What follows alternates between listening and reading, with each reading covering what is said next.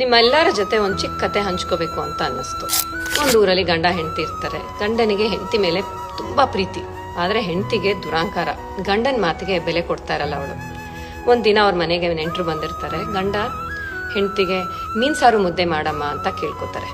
ಆಗ ಅವಳು ಇಲ್ಲ, ನಾನು ನಾಳೆ ಮಾಡ್ತೀನಿ ಅಂತ ಹೇಳ್ತಾಳೆ. ಅವಳಿಗೆ ಗಂಡನ ಮಾತಿನ ಮೇಲೆ ಗೌರವ ಇರಲ್ಲ, ಅವ್ರ ಮಾತು ಕೇಳಬೇಕು ಅನ್ನೋ ಒಂದು ಮನಸ್ಥಿತಿ ಇರಲ್ಲ.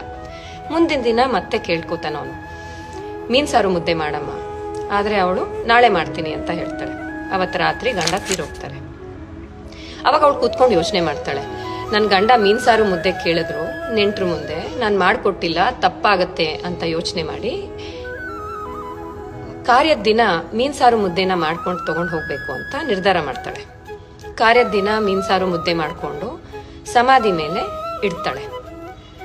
ಆಗ ಮತ್ತೆ ಕೂತ್ಕೊಂಡು ಅಳ್ತಾಳೆ, ಅಯ್ಯೋ ನನ್ನ ಗಂಡ ಸಾರು ಕುಡ್ಕೊಂಡ ಮೀನ್ ಬಿಟ್ಬಿಟ್ಟ ಅಂತ ಅಳ್ತಾಳೆ.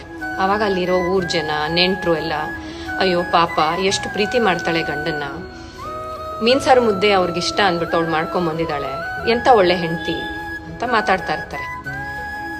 ಗಂಡ ಬದುಕಿದ್ದಾಗ ಅಷ್ಟು ಬಾರಿ ಅವ್ರು ಕೇಳ್ಕೊಂಡ್ರು ಬೆಲೆ ಕೊಡ್ದೇನೆ, ಅವ್ರಿಗೆ ಸೇವೆ ಮಾಡ್ದೇನೆ, ಈಗ ಅವ್ರು ತೀರೋದ್ ನಂತರ ಸಮಾಜದ ಮುಂದೆ ಒಳ್ಳೆಯವ್ರ ತರ ನಾಟಕ ಮಾಡೋದು ಎಷ್ಟ್ ಮಟ್ಟಕ್ಕೆ ಸರಿ? ತೋರಿಕೆ ಜೀವನ, ಮುಖವಾಡದ ಜೀವನ ಎಷ್ಟ್ ಮಟ್ಟಕ್ಕೆ ಸರಿ? ನಾವು ಕನ್ನಡಿ ಮುಂದೆ ನಿಂತಾಗ ನಮ್ಮ ಆತ್ಮ ಮೆಚ್ಚಬೇಕು, ನಾವು ಮಾಡೋ ಕೆಲಸ ದೇವ್ರು ಮೆಚ್ಚಬೇಕು. ಸೇವೆ ಅನ್ನೋದು ಮನುಷ್ಯ ಬದುಕಿದ್ದಾಗ ಮಾಡ್ಬೇಕೇ ವಿನಃ ಅವ್ರು ತೀರೋದ್ಮೇಲಲ್ಲ. ನಿಮ್ಗೇನನ್ಸುತ್ತೆ?